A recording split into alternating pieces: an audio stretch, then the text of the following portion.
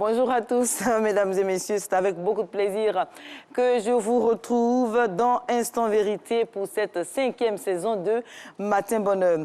Alors, ils nous font rêver, décrivent les tares de la société, tournent les politiques en dérision. Bref, les artistes chanteurs nous proposent des portraits de la société dans leur réalité pour développer en nous une conscience de notre propre condition. Pour certains artistes, il semble qu'aujourd'hui, ce rôle ne suffit plus.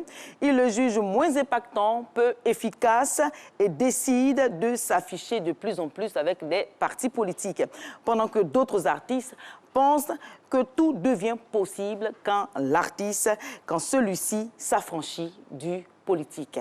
Alors, qu'en est-il exactement? L'activisme politique d'un artiste chanteur est-il bénéfique pour lui?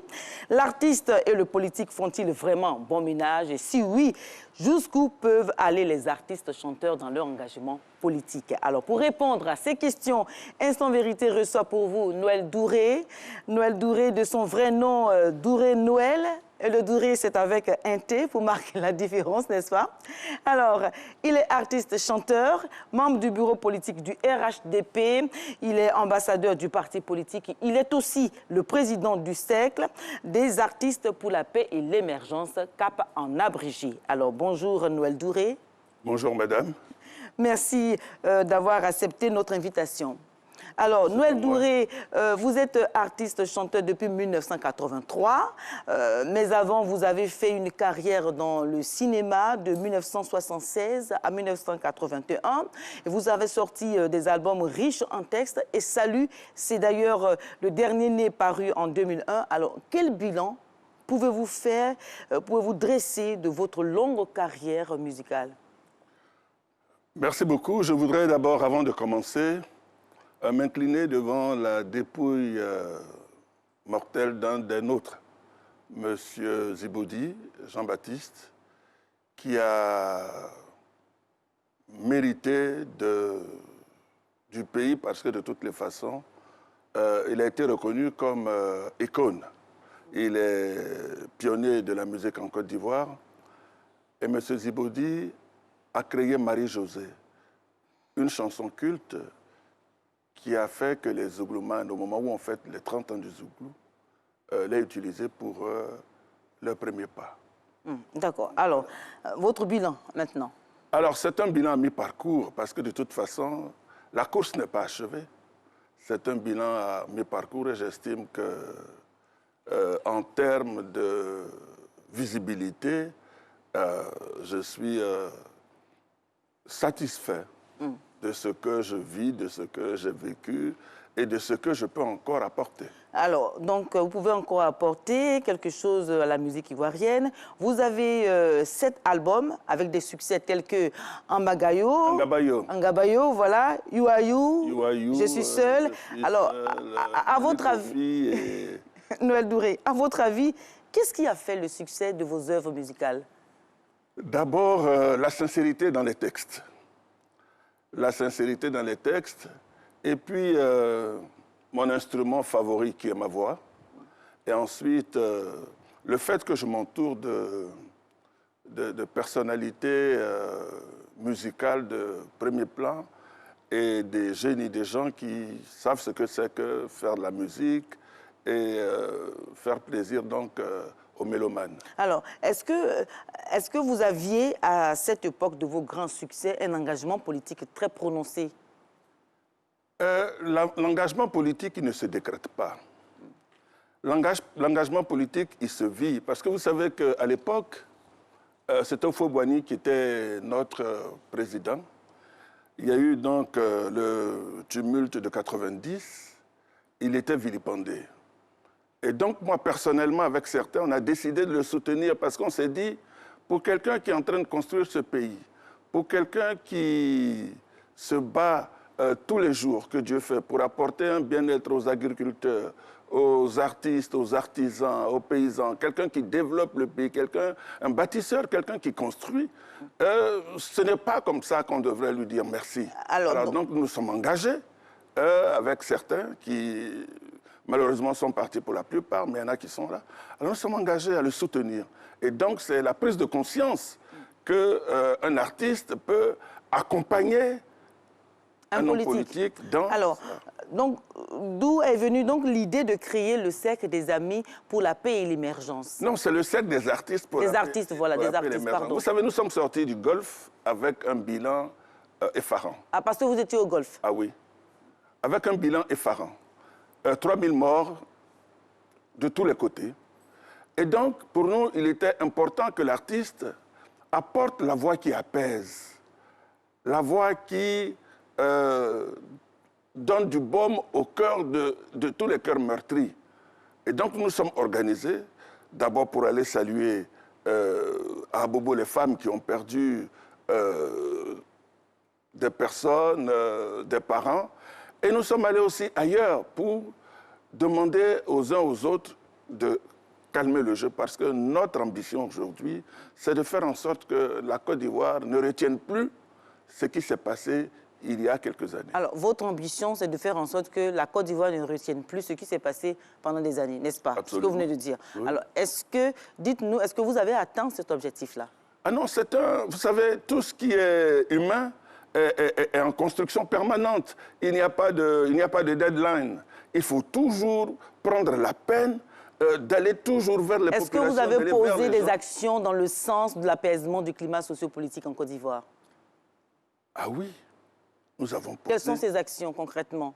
Mais nous parlons de paix. Le Cercle des artistes pour la paix et l'émergence. Nous parlons de paix. La paix n'a pas de couleur. Mais qu'est-ce que le Cercle des artistes pour la paix et l'émergence a fait exactement pour, ne serait-ce qu'un temps soit peu, apaiser les tensions sociales dans le pays? C'est la question que je vous ai posée. Je vous ai dit tout à l'heure, madame, que nous sommes allés à Bobogar, juste quand on est sorti du Golfe, pour aller saluer, pour aller apaiser les femmes qui ont été assassinées à Bobogar.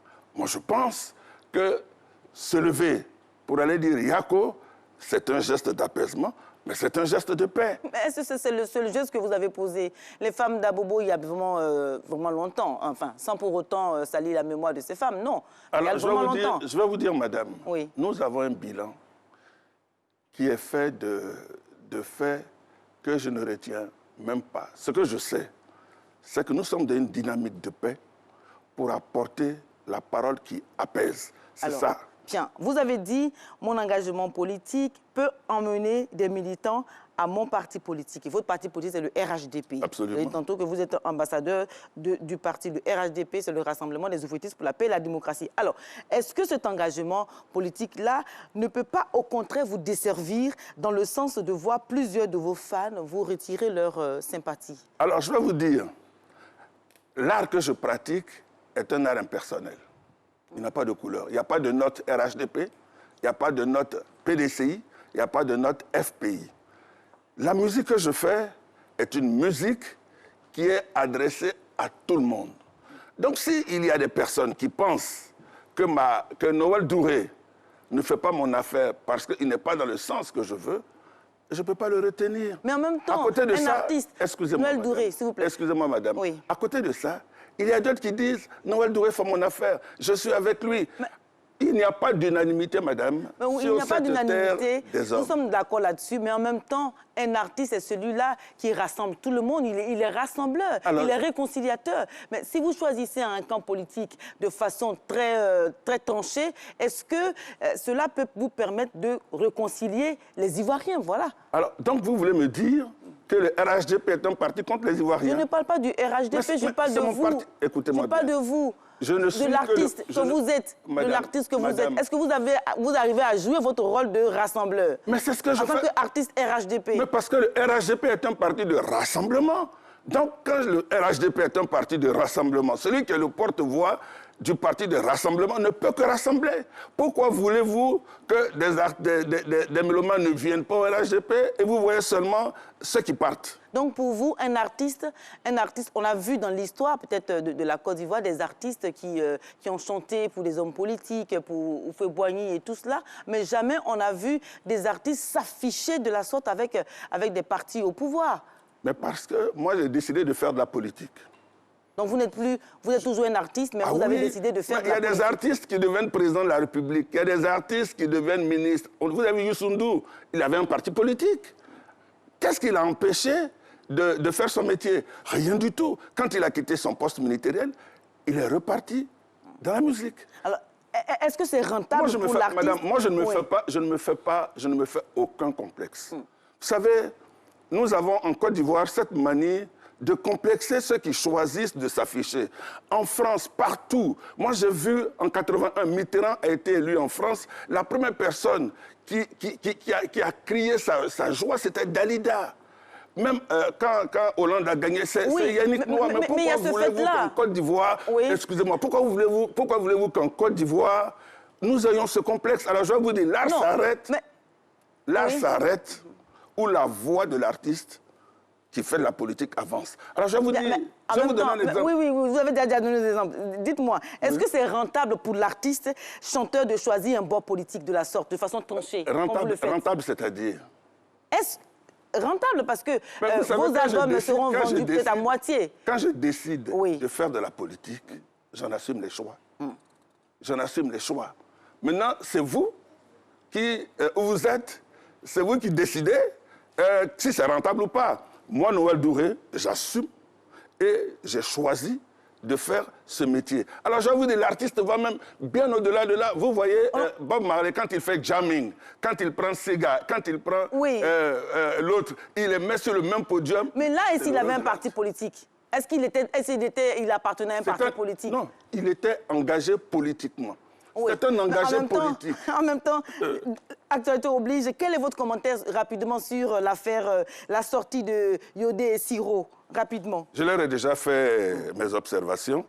Je leur ai fait mes observations. Je leur ai déjà dit, pour moi, ce qui était important. Vous savez, il faut faire le distinguo entre exercer son art et puis faire de la politique. S'ils décident d'être sur le champ politique, mais ils assument aussi les résultats, les effets de la politique. Mais en même temps, la question c'est que le rôle de l'artiste est de porter l'idéal des citoyens au pouvoir politique. Alors, si donc, comment peut-il le faire s'il est attaché au pouvoir? Comment peut-il? Vous savez, Noël Douré, comment vous pouvez décrire la réalité pour que le pouvoir voit cette réalité-là et prenne des mesures en conséquence si vous êtes dans le pouvoir? Je voudrais prendre ce que vous dites comme une injure, mais je ne le ferai pas. Je vais vous dire simplement que c'est ma position au golf qui a fait que le chef de l'État aujourd'hui comprend la nécessité d'aider les artistes, de faire voter la copie privée à l'Assemblée nationale. C'est ma position au golf qui fait que le chef de l'État pense que les artistes ont le droit de siéger d'un conseil économique et social. C'est ma position au golf qui fait que les artistes aujourd'hui bénéficient de la rente viagère sans même avoir cotisé. C'est la première fois qu'un chef d'État prend un décret pour dire les artistes de Côte d'Ivoire, ceux qui sont méritants, ont droit à 300 000 francs par mois. Et moi aujourd'hui, je suis fier. Je suis fier parce que, vous savez, madame... Ceux qui sont militants, vous venez de dire les artistes qui sont militants... Non, pas les artistes. Ah non. Non, je n'ai jamais dit ça. Voilà, J'ai dit les artistes.